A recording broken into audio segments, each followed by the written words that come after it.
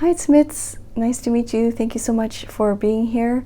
Today I just wanted to sit down and do a little bit of knitting, and I thought it would be fun to turn the camera on and knit together or create together. Perhaps you are working on a crochet project or something totally different. Maybe you're journaling with me. So I have another channel that I do like journal with me, like sit down and just journal together, and today I kind of wanted to do a bit of knitting, and so yeah, that's why I am turning this on. It's going to be very informal and very chatty, and it's not going to really, I'm not going to have any like tutorials or anything like that. So I am working on some yarn that I purchased through an advent calendar. This is my first ever advent calendar that I have bought, and it is from the company here, Fiber Esquisse. Sorry, I'm really not sure, but they're actually located in Hokkaido, Japan, so the northern part of Japan, and part of the advent included this really cute tote bag, and so I've been keeping my project in here. And I've done some reveals on Instagram, and I've made a new Instagram account just for knitting because I didn't want to overlap with the Mylifemits stationery account, or stationery / personal account. And so if you're interested in seeing the reveals, well, I guess you can already see the yarns here, but I will be continuing with the yarn reveals over there on Instagram. And so I am working on the Anthology Throw by Curious Handmade, Helen Stewart. And it's huge. It's a huge throw. I don't know if I'll be continuing with the whole thing, but if you have 24 mini skeins, so yeah, 24, 20 gram I think is what is recommended. I seem to, every single little skein that I have, I seem to run short. So I think I'm a loose knitter. I'm not sure. I'm still very much a beginner, adventurous beginner, I guess you can say. And so yeah, every section I encounter a shortfall and I don't have enough. So I'm assuming that, I'm guessing that I am a loose knitter, or perhaps I should change the needle. This is the 4.0 mm C-knit interchangeable. I don't know if you can see that, but there's that there. But yeah, so I guess if I really wanted to, I didn't do a gauge swatch or one of those swatches. I don't, I'm very, yeah, I know I should, but I thought because it's a throw, I thought it wouldn't really matter too much. So if you want to just skip this part, I will leave a timestamp if you want to just sit down and knit together. But yeah, I seem to have made a mistake, a huge mistake. I didn't join in the round in the beginning, and then I was just knitting like as if it were a shawl. So there was one open end area, and then I later realized, oh gosh, I should have joined in the round from the beginning. So there's this huge little gap here, which I will have to somehow seam together. And like I said, this project is just for myself, so I'm not really too concerned about that. But I did make sure I had enough yarn left over so that I can use this to seam that in later. And yeah, so there's day number 1. I kind of now understand how exciting it is to knit with like opening a fun little advent every day of some cute yarn. I really like day number 2. It's hard to see because this is I'm just filming in under room lighting, not by the window, but it's hard to see. There's like little specks of lime yellow-ish colors coming through, and this day number 2 was a lot of fun to knit. And then 3, I'm on day 4, so just a little bit left. And yeah, so the pattern once again is the Anthology Throw by Helen Stewart, or Curious Handmade, and that's what it looks like. So I'm just going to, I don't know how long this video is going to be. This is one of the first videos on this channel, and I really just wanted to sit down and knit together. It's kind of like I guess it's kind of like a journal with me session where I just sit down and we just create together. I don't really have any specific topic to talk about, or I could just talk about what's on my mind. If you're new here, my name is Mits, and yeah, I am currently located in Tokyo, Japan, originally from Toronto, Canada, and I've been living here for quite some time, but my Japanese level is horrible. I am starting to become comfortable with like speaking, just daily conversational speaking. I'm becoming comfortable with that, but I'm still very much like I can't read. I rely on Google Translate, and that's probably one of the biggest things is I rely on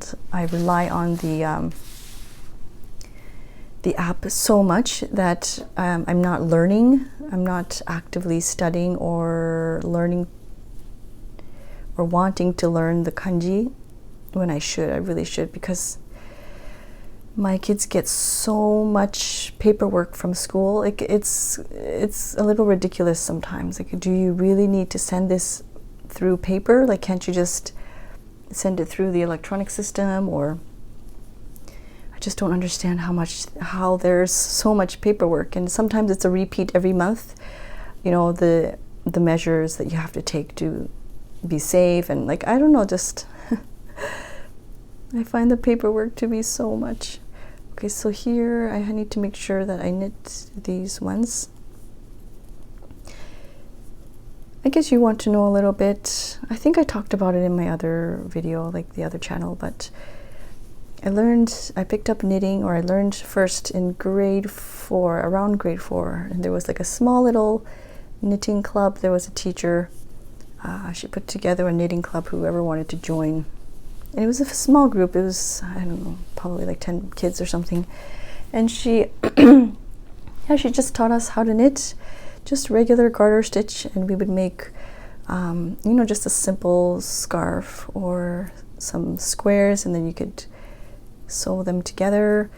And so that's how it all started.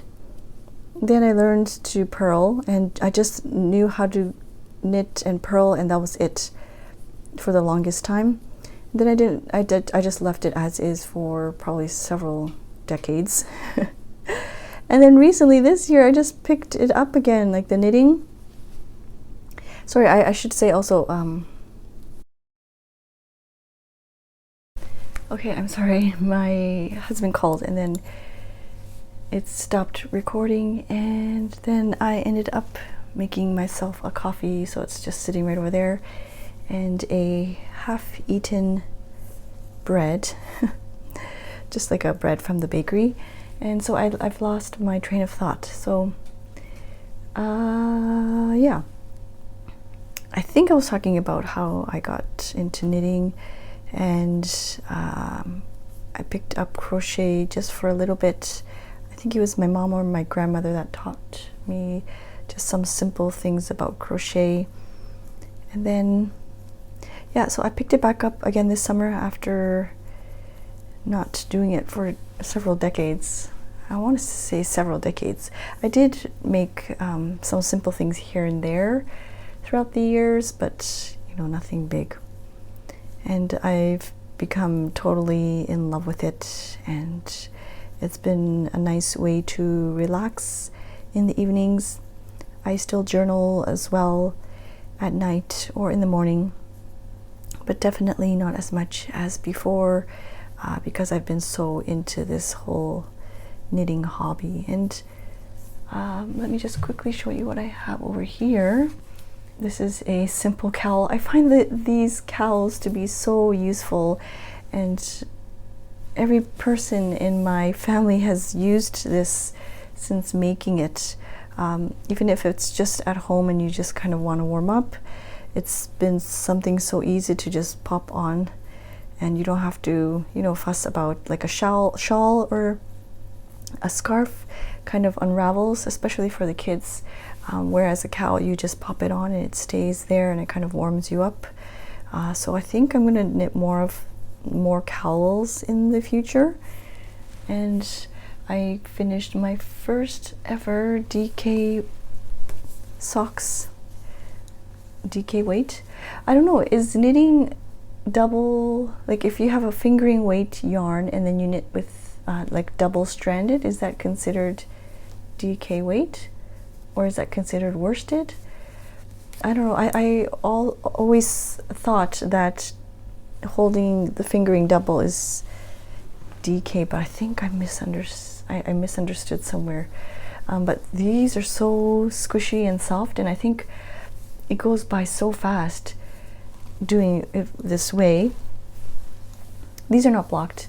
These are just for myself, but I made a mistake. I cast on different amount of stitches with this one and this one. You can see this one is a little bit wider and it's a little bit more loose. But yeah, I was so impressed with how fast these knit up compared to just this fingering weight yarn, and how squishy they are. I think for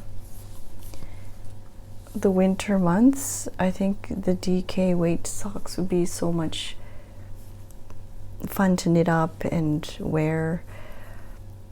I hesitate to knit socks for the kids because they grow so fast.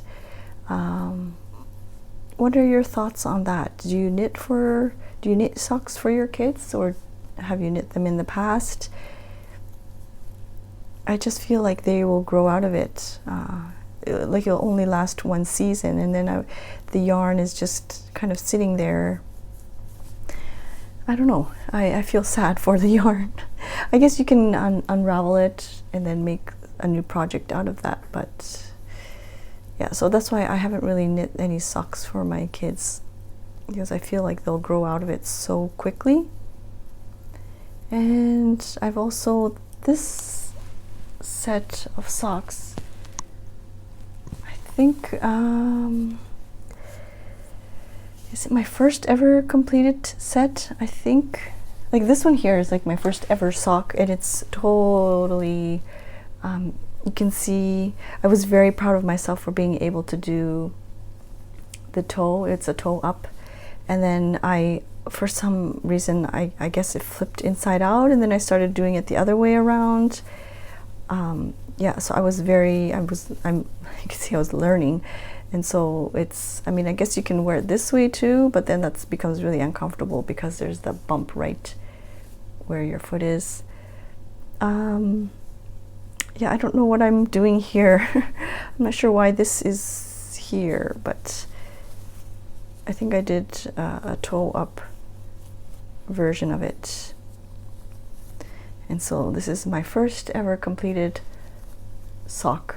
Of course I didn't finish. I didn't want to waste the yarn and finish that because I wasn't going to wear this, but I wonder why this part is here. This makes me confused, because I think this part is supposed to be this. I still don't know the correct terminology. The heel flap, is that what it's called? So I'm not sure why that part is sitting here. But yeah, so you can see my knitting journey as I kind of learn. Yeah, I really don't know what I did over here. But I still have a lot of this yarn left, and it's kind of one of those like self-striping, yeah, I guess you call it self-striping yarns. And it just creates a design as you go, so you don't have to worry about changing yarns or anything like that. But this one, I think, is my first ever completed full set. Sorry, let me grab a drink of coffee. And it's by Tracy from the Grocery Girls, and it was a very simple, easy pattern. And like I said, I made a mistake here.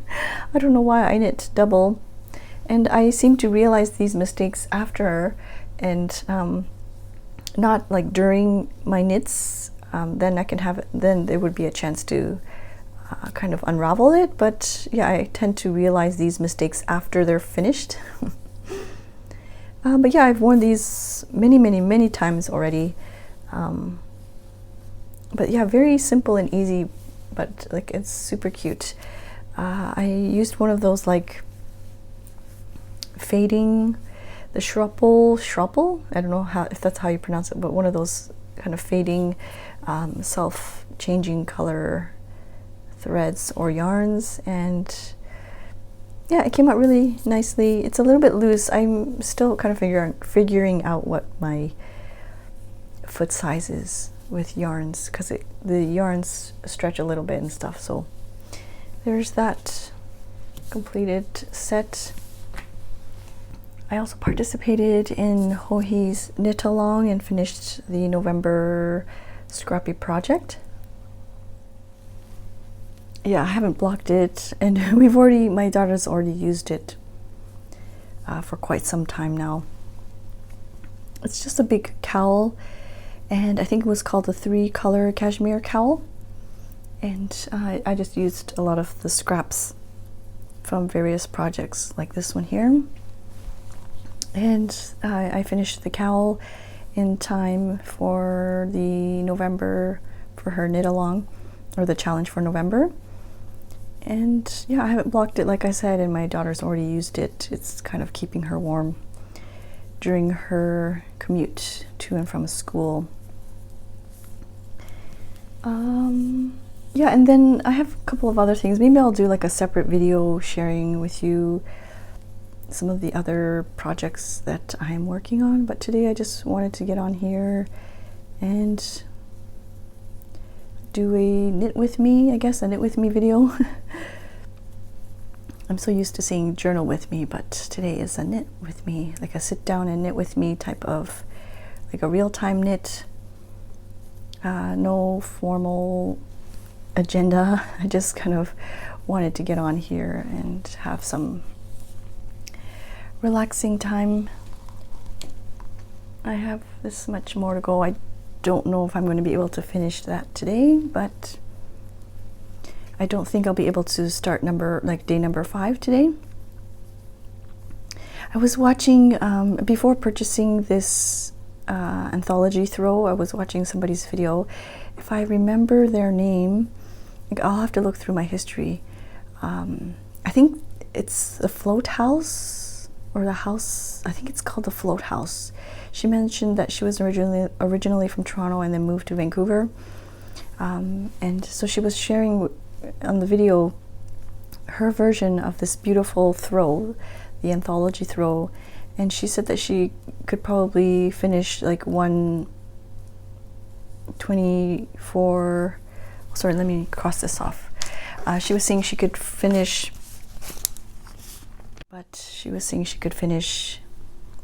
one a day, like 1 color a day. I know that there's a lot, there's no pressure, of course, with the advent calendars and things. And there's people work on their advents, during the summertime or whenever they feel like. There's absolutely no timeline.